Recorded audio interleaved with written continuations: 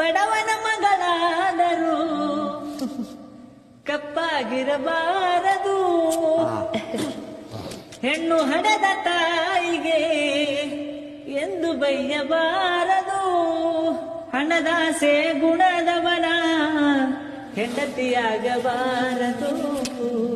ಬಡತನದ ಮನಿಯೊಳಗ ಹೆಣ್ಣು ಹುಟ್ಟಬಾರದು.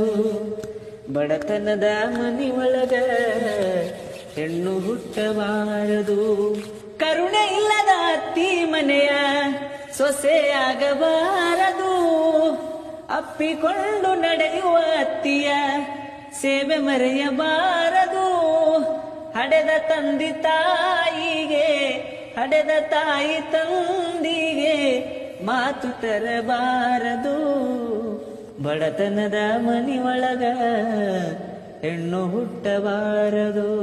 ಹೆಣ್ಣು ಹೊನ್ನು ಮಣ್ಣು ಒಂದೇ ಎಂದು ಜಗವು ಕೂಗುವುದು.